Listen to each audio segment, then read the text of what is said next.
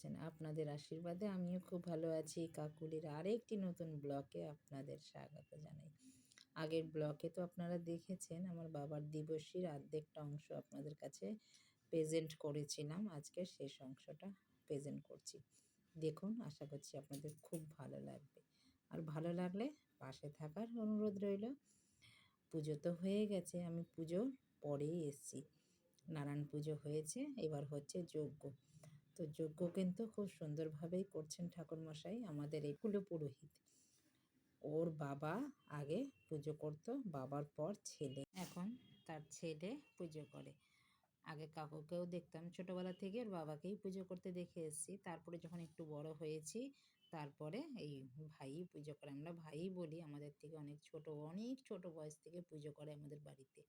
কাকুর পরে কাকু এখন আছে অসুস্থ, পুজো এখন সেরমভাবে করে না। ওই মতিশীল আছে আমাদের বাড়ির ওইখানকারই কুলো পুরোহিত, ওইখানে পুজো করে মন্দিরে। গৌর নিতাই বিরাজমান ওইখানে। আমাদের রথে যখন যাত্রা যেত, এই মতিশীলের ঠাকুরও কিন্তু নিয়ে যেতেন। এখন তো রথতলার মোড়ে আপনারা জানেন, আমি অনেকবার শেয়ার করেছি, বড় এখন রথ হয়, ঠাকুর জগন্নাথ বিরাজমান হয়েছেন রথতলার মোড়ে। রথও বানানো হয় এখন, অন্য রকমের হয়, পুরীর মতন রথ হয় এখন রথতলায়। আগে কিন্তু এই মতিশীলের ঠাকুরই বিরাজমান রথ যাত্রা যেতেন।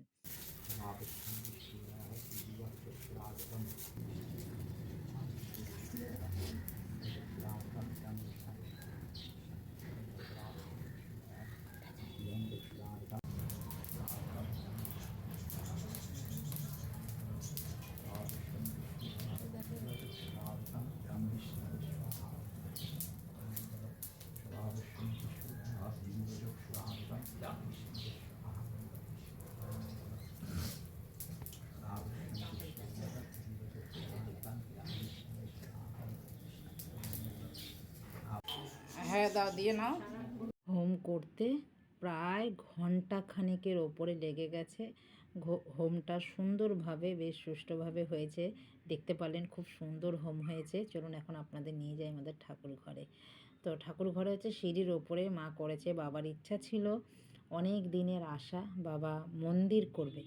তো মন্দির তো সেইভাবেই হয়েছে, বাবার আশা পূরণ হয়েছে। তো এইখানে আজকে ঠাকুর বিরাজমান হলেন। তার জন্যই মা আজকে এত আয়োজন করেছে। ঠাকুর ঘরটা দেখুন, দেখবার মতন হয়েছে, মন যেন জুড়িয়ে যাচ্ছে। বেশ তুলসী মঞ্চটাও বেশ সুন্দর করেছে এইখানে দেখুন, বেশ জানলার ধারে মা রেখেছে।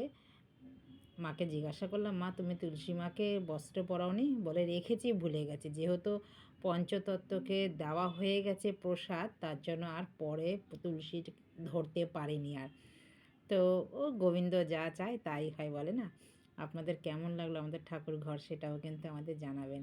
চলুন এখন আমাকে তো আবার বাড়ি যেতে হবে, প্রায় এখন বাজে 4:30 বেজে গেছে।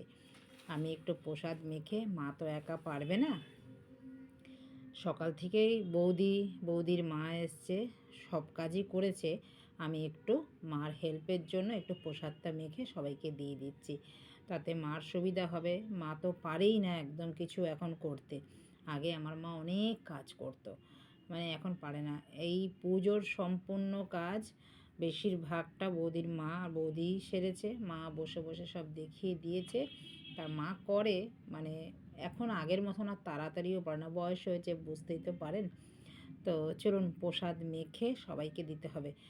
আমার বাড়িতে তো প্রসাদ নেওয়ার লোক নেই, কিন্তু আমাদের মায়ের বাড়িতে প্রসাদ দেওয়ার অনেক লোক। সবাইকে প্রসাদ দিয়ে এবার চলুন আমাদের ঘরটা আপনাদের ঘুরিয়ে দেখাই। ঘর রং করেছে, ঠাকুর ঘর ছিল এই নিচে আগে। আমার দিদা এই দেখুন, আর এখানে সব আছে। এই ঠাকুর ঘর আগে নিচে ছিল, মাও নিচে ছিল। তো এখন এই বৌদি দাদা নিচে দুটো ঘর ওরা রয়েছে, ওদের একটা ঘরে হয় না বলে ওদের মার ঘর ছেড়ে দিয়েছে। মা এখন ঠাকুর ঘরের পাশে ওপরের ঘরে গেছে, আর এই ঘরটা পুরো খালি আছে। রান্না এখন আপাতত ওপরেই হয়। এখানে ভেতরে এই যেটা রান্নাঘর, পুরো মানে একদম ঝাঁ চকচকে করে দিয়েছে, অনেক দিন পরই করলো। আর এখান থেকে আমাদের বাথরুমে যাওয়ার রাস্তা। আর এটা সিঁড়িটা এখনও হয়নি, সিঁড়িটা রং হয়েছে। সিঁড়িটা মা বলল এটা সিঁড়িটা আবার অন্য কিছু করা হবে। তো এই যে আমাদের ওপরে 3 তলায় মা চলে এসছে, তিনতলার ডাইনিং, এটা মার ঘর। এখানে দেখলেন মার এই প্রসাদ সব মাখা হয়ে গেছে, আমরাও প্রসাদ খেলাম। খেয়ে এবার সবার বাড়িতে বাড়িতে প্রসাদ দেবে বৌদি। ততক্ষণে আপনাদের ঠাকুরঘরটা আবার দেখিয়ে দিই। ঠাকুরঘরটা একটু পরিষ্কার করে নিই। তখন ধোয়ার জন্য না পরিষ্কার আসেনি, এত ধোয়া ছিল। তো চলুন, ঠাকুরঘরটা বেশ ভালো লাগছে আমার দেখে, তো শান্তি হয়ে গেছে। এই যে আমার দাদার মেয়ে, আর এই যে আমার বৌদির মা, আমি, মা সবাই খেতে বসেছি। খাওয়া দাওয়া হয়ে গেছে। আমাদের ছাদ দেখুন, ছাদ নেই অল্প, এই আমার মা এই ছাদের মধ্যে একটু একটু গাছ লাগিয়েছে। চলুন, বাড়িতে চলে এসেছি। এসে এবার আমার সন্ধে পুজো দিয়ে একটু প্রদীপ দিলাম, সন্ধে পুজো দিলাম, দিয়ে এইবার আমার রাত্রিরের কাজ শুরু হলো। দেখি মা তো অনেক কিছু দিয়ে পাঠিয়েছে।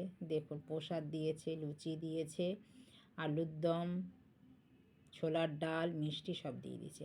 আর এইখানে দিয়েছে এই যে কড়াইশুঁটি। আমাদের এখান থেকে ওইখানে অনেক কম দাম কড়াইশুঁটি আর কুল, যেহেতু আমার মেয়ে কুল ভালোবাসে, কুল দিয়ে দিয়েছে। তো চলুন, এখন তো আমি সেরমভাবে বাড়ি যেতে পারি না।